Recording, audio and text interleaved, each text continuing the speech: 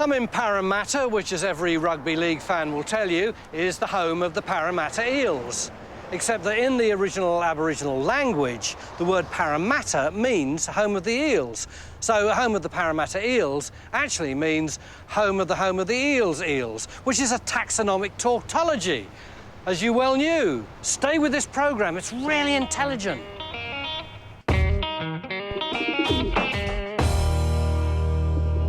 No prizes for guessing where I'm off to, you already know, Parramatta. Starting at a farm on the outskirts and finishing at Old Government House. I'm going to see a man about a pie. He was a bit of a nutter. I'll relive a ghoulish colonial crime. He set fire to her and she was burnt. And which tragic governor's wife was the Princess Diana of her day. The doctor arrived, but by the time he got there, she was dead. Long before Parramatta became a bustling modern city within a city, it was home to the farms and orchards that provided the colony's agricultural lifeline. It was also home to one of Australia's greatest pioneers, here at Elizabeth Farm. Almost every Australian's heard of Parramatta's most famous son, John Macarthur. He arrived here in 1790 and after some very dodgy dealings became an incredibly successful entrepreneur and visionary. He brought down governors. It was him who brought the merino sheep to Australia. In fact, some people will argue that it was John Macarthur's influence more than that of any other single person that created the New South Wales we know today. But great success often comes at a terrible price. In John Macarthur's case, it cost him his family, his happiness, and his mind. This room is kept permanently dark as a symbol of the bouts of black despair that gripped Macarthur throughout his life. His wife said that sometimes he had the enthusiasm of a steam engine and then the next minute he would plunge into depression. Nowadays, I suppose we'd say he was a bit bipolar. But what we do know is that in the year 1832, when he heard the news that his son had died, something inside him snapped. His thin veneer of sanity gave way to a violent dementia, and anyone who's had to deal with that knows how terrifying it can be. He shouted, he swore, he drew his pistols and his sword. The loving husband and father became a complete paranoid. As far as he was concerned, his two daughters had been stealing from him, their governess was absolutely despicable, and as for his wife, Elizabeth, who he'd been with for 40 years, who'd borne him 9 children, who'd been his rock and his inspiration, now she was nothing but a filthy adulteress, and he banned her from Elizabeth Farm forever. It was a tragic split made worse by the fact that during John's long overseas trips, Elizabeth had managed the farm, overseen the developing merino wool flocks, and helped build the family fortunes. Elizabeth was John's partner in business and in life. And eventually, together, they created a family empire, which to this day still leaves its mark across New South Wales. Right, I'm now heading for town along the leafy shores of the Parramatta River. Hi, mate. How you doing, bud? All right. You must have just about the best view in Parramatta. Yeah, it's not bad. I got the wire fence instead of the wooded one, you know? You don't ever go swimming in there, do you? Oh, yeah, every summer I swim just across there and back. You know, it's not so bad. Nothing to worry about except for a couple of bull sharks. Blimey, I never thought you'd get bull sharks up here. I'll see you, mate. Have a good day. See you later. Must be 24k from the sea. Long swim for those sharks. Long swim for people too, which is why boats have been plying the Parramatta River for more than 200 years. Take a look at that. That's a ferry. Hi, everybody. Called the River Cat. An exquisite boat. It's going down the Parramatta River, which used to link Port Jackson, what later became Sydney, with here. They didn't have the River Cat in the 1830s, though. Take a look at that. This ship is called the Experiment. It was literally horse-powered. As you can see, there's 4 horses there trotting round in a circle. They've powered a drive shaft, which in turn drove those paddles. But unfortunately, it didn't work very well because the horses didn't like having to go round and round. You can't blame them, really, can you? And eventually, they just stopped, and the boat got out of control and drifted practically out to sea, after which they shut the business down pretty quickly, making it, as far as we know, the only horse-powered ship ever in Australia. Tell you what, this is turning into really rather a nice day. Nice day or not, there's no time for dawdling. We've got a deadline to meet, a ferry to greet, and maybe even something to eat. Hi. Oh, wow, you've got pies. Look, 2 pies. This is perfect. Not quite now, because, well, if you wouldn't mind, I want to tell you a story about the Flying Pieman who operated around here. Does anybody know about the Flying Pieman? What? Oh, 3 or 4 people. Do you know his name? Yes. Go on. William Francis King. William Francis King, spot on, absolutely. And I hope you won't mind me saying this, but he was a bit of a nutter. He came out here in the early part of the 19th century. He started walking around. He was dressed in stripy trousers, really brightly coloured shirts, top hats with little bits flying off them. And he had this weird thing, and that's why your pies are so brilliant.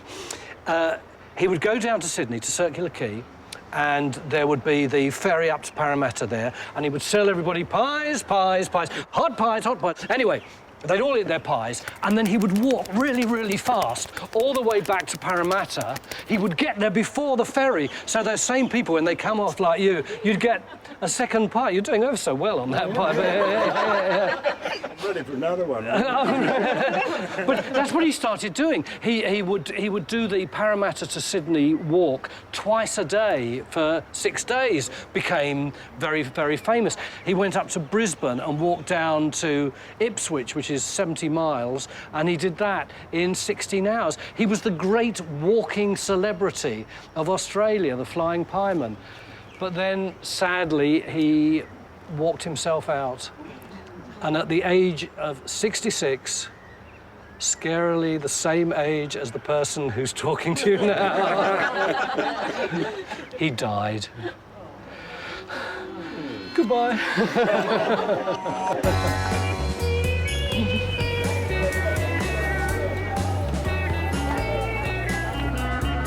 Funny, all that talk of pies and piemans made me hungry. I had to come down here to Wigram Street. The smells are just so intoxicating. Indian food everywhere. There's about 3 Indian restaurants down there, 2 there, and an Indian shop. Huge restaurant here. It's called Little India, and it seems to me to be a sign that Parramatta is really reinventing itself. Do you always eat Indian food, or do you have the occasional hamburger? Yeah, we do have the occasional hamburger, but we prefer Indian food because, I don't know, I like Indian food. Well, you'd have to say that with your dad here, wouldn't you? You're a real Australian girl, aren't you? Yeah. Can I have a little nibble before I go? So, would take the chop, wouldn't I? That's all right. Oh, man, that is really good. Thank you. That is so lovely. Beautifully cooked. Do you mind if I pinch my chop and go on my way? Have some more, please. Well, there's enough for now. Cheers, guys. Bye. Parramatta's rapidly becoming a multicultural hub. You can see it in the faces and the landscape and feel the energy on the street. It's always been a bit of a melting pot, although it wasn't always harmonious, especially back when the Reverend Samuel Marsden ruled the roost here at St John's Cathedral. And if that name seems a bit familiar, it's probably because he was also known as the flogging parson. You see, Marsden was a magistrate as well, and he wasn't above handing out the odd brutal flogging to the convicts, particularly Irish rebels. Now, in a way, it's understandable because at that time, the whole colony was terrified of insurrection, which they thought would probably be orchestrated by the Irish prisoners. But he does seem to have been very, very heavy-handed. Nevertheless, there must have been another side to him, which is epitomised by this beautiful baptismal font. Come and have a look at it. As you can see, it's inlaid with PowerShell, so yes, it's from New Zealand. Why in this Australian church?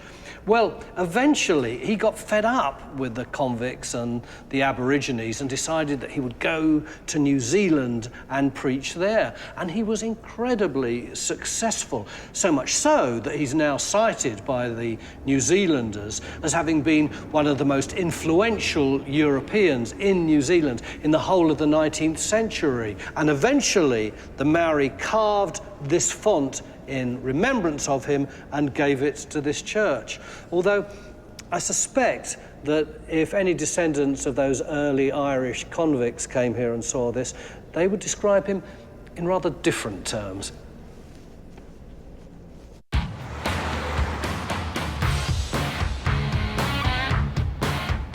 Today I'm in Parramatta for a walk on the west side. I've explored the dark secrets of a pioneering farmer, jumped on board with an eccentric pieman, and been to church with a flogging parson. Trust me, there's more where that lot came from. I'm on the other side of the river now, in Prince Alfred Park. Right, here we go again. A bit more of the old nonsense. Citizens of Parramatta, what a fantastic day it is today. To tell the story of the man they hanged twice. What an old tart I am. Right, here we go. This is the year 1807, OK?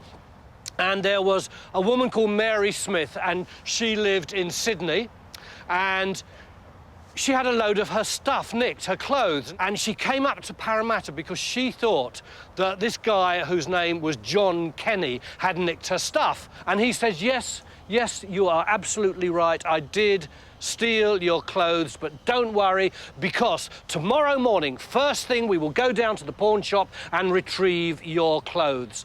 And she agreed to spend the night at his house. Some might say a very foolish move on her part, as indeed it was, because during the night, he grabbed the poor woman, he threw her down, he hit her several times, but still she did not die. She didn't die until he dragged her into the hearth. He set fire to her and she was burnt to death. And next morning, her body, it's all right, it was a long time ago. Next morning, her body was discovered by a landowner only about 100 metres away. They then realised that there was just cause to call the police, and they arrested him and they took him back to Sydney.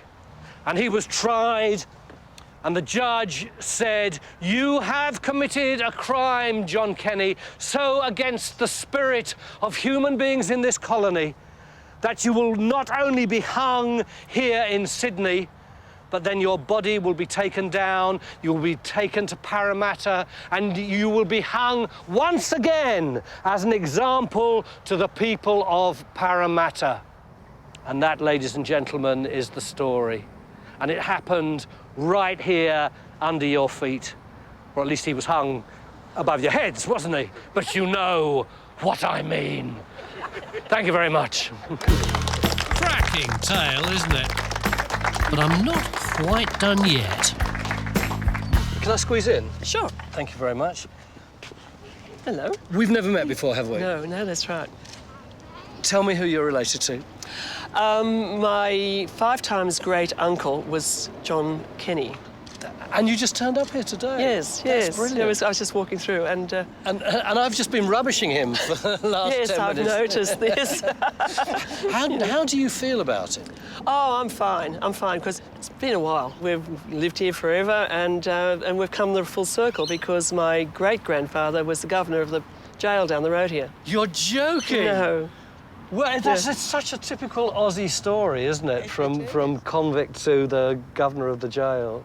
Yes. You two aren't related to anyone really famous, and no murderer or anything?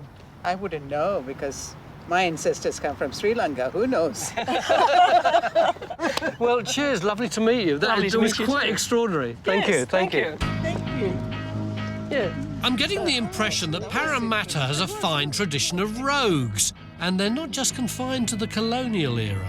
In 1981, at the Sydney Cricket Ground, the Parramatta Eels played the Newtown Jets in the Rugby League Grand Final, and they won. That was pretty memorable, but it was when they got back here to their own ground that something happened that every fan would remember for the rest of their lives.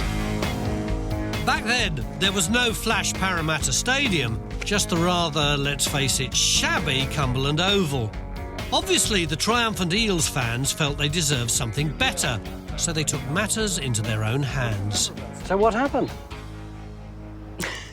Someone set light to the stadium. That's terrible. I know. And here I am laughing about it. Nobody was killed. Oh, no, nothing, not at all, not at all. And so people just moved back and watched it burn. Some of them were saying, let it burn. As the old stadium went up in flames, Judith's dad snatched one final souvenir. He ran off with a paling, a picket, from the picket fence. And You're ran joking. Ran away with it. He did. And they've still got it at home. Come on, show me. What does it say? Paling from fence, Cumberland Oval, grand final night, September the 27th, 1981. Alf, Betty, Eric, Eileen, my parents, sat close by here, many a happy hour. What a disgraceful family you are. Laughing at the stadium burning and then looting it. Thank you for sharing that with me. Thanks Thanks for the story. Bye-bye. Funny, if Judith had been convicted of stealing offences 200 years earlier, she might have ended up at my next destination just up the road, the ominously named Female Factory. This is what the female factory would have looked like in the 1820s. Very interesting room just there. It was a meeting room, and it's where men would come who were on the lookout for wives from among the female prisoners who were getting near to the end of their sentence. Over there, that was the hospital. In other words, that was the first female health service in the entire colony. And behind us, up there, was the dormitories. That building was knocked down in the 1880s, but you can still see remnants of it in that bell and the clock there being incorporated into that later tower. So you can see that although there have been a lot of changes, there are echoes, shadows of that original 1820s building still all around today. The Female Factory was designed as a safe haven for vulnerable convict women. But the conditions were so bad and their treatment so appalling, well, something had to give, didn't it? Tell me about the riot. Right, well, riot is a question in itself. If you're looking from above, perhaps it's a riot. But for the women, it was about a workers' action. Yeah, let's call it workers' action. Yes, I think we should. It was a point where the women were fed up. There was corruption here. They weren't being treated well. They didn't like what was happening in terms of the head shaving punishments and also the yoking. So what they decided was they'd had enough. And when Matron Rain cut the rations, there was a mini riot on the Wednesday.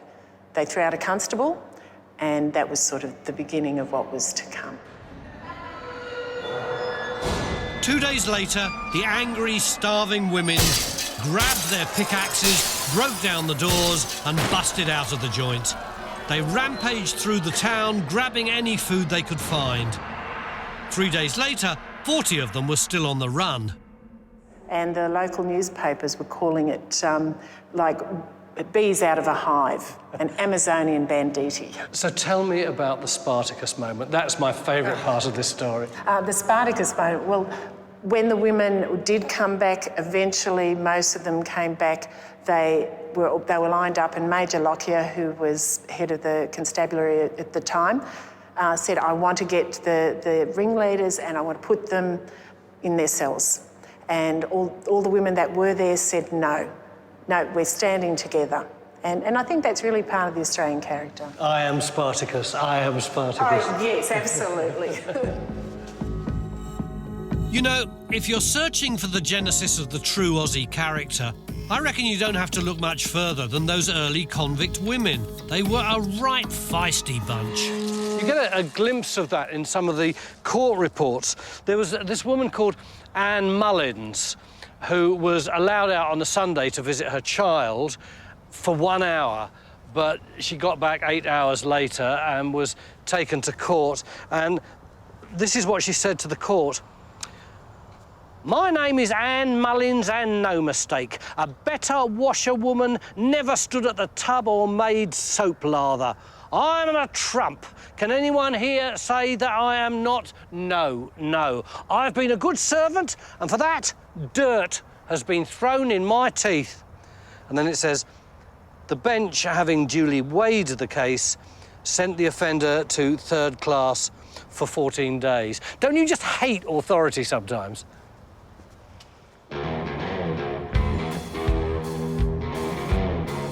It's my first time in Parramatta, and I've really enjoyed myself.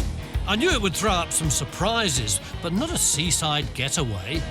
I'm just below the female factory now, and this place is affectionately known as Little Coogee. It's named after Coogee Beach, just south of Bondi. And in the 1930s, it would have been jam-packed full of holiday makers who were trying to get the beach experience, even though they were, 25k from the sea. And the great Australian swimmer, Fanny Durack, who won Olympic gold and broke a dozen world records, and she used to power her way up and down here in training. And now all that's gone, all the excitement, all the glamour, and it's just sort of reverted to nature. You caught anything yet? Pretty quiet. Very quiet. I could spend an entire afternoon strolling through the open spaces of Parramatta Park, but I'd rather head to Old Government House to tell you the tragic tale of Lady Fitzroy. This story begins in December 1847, when Governor Fitzroy and his wife decided that they wanted to take their coach down to Sydney for a wedding. And they took with them their aide-de-camp, Charles Masters, more of whom later, and the footman. They didn't have their coachman because he'd resigned a couple of weeks previously. But Governor Fitzroy didn't worry about that. He thought he was a pretty good rider, maybe a bit flash, but... Excuse me. Would you mind if I borrow your bike just for a couple of minutes for this show, this TV show? Okay. Thank you, that's very kind of you. Yeah, Charles was quite confident about riding the coach himself and being in control of the horses. He thought he was a pretty good rider, a bit flashy maybe, but good nevertheless. You may be wondering, by the way, why I'm not wearing a bike helmet. That's because this is no longer a bike, it is now a coach. So if you'd like to be my outriders and follow me, I'll show you what happened. As soon as he took control of the reins, whoa, the horses raced away from him. Now, he'd got a real big problem, which was that they bolted, and he had two options. Either he could try and pull them back, in which case anything might kick off, or else he could just let them run and let themselves tire themselves out, and he chose the latter course, which would have been all right if the path had been absolutely straight, but unfortunately there was a kink at the end of it with a lot of oak trees there, and he was running out of road, and Lady Mary was standing up in her seat shouting and screaming, and the footman was trying to grab her and yank her towards the back of the coach so she wouldn't be hurt. But then the bend came and whack, the coach hit the trees. Lady Mary was thrown out. She lay there bleeding through her nose and out of her mouth, and it was 6 or 7 minutes before the doctor arrived, but by the time he got there, she was dead. And although the footman and the governor were okay, Charles Masters was dead too. It was a terrible, terrible accident. Thank you for the loan of your bike, by the way. That's very kind of you. Cheers. Have a good afternoon. This is the exact spot where Lady Fitzroy died, and as you can see, there's not just an obelisk But there's an oak tree planted here to remind us of the cause of her death. But that's not the end of the story. 2 days later, the funeral took place. And it was a real Princess Di moment. She was a very popular woman. Over 4,000 people turned up. But there was one notable absentee, her husband. Why didn't he come? Well, some people say it was just that he was so broken-hearted. Others, that he feared the opprobrium of the crowd who might blame him for the death of his wife. But there's another possibility. It's said that Mary Fitzroy and Charles Masters were secret lovers and that her husband couldn't bear the thought of them being buried side by side.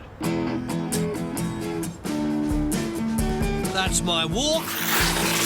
And this is when I say it's great that Parramatta is rediscovering its history and bringing its culture back to life.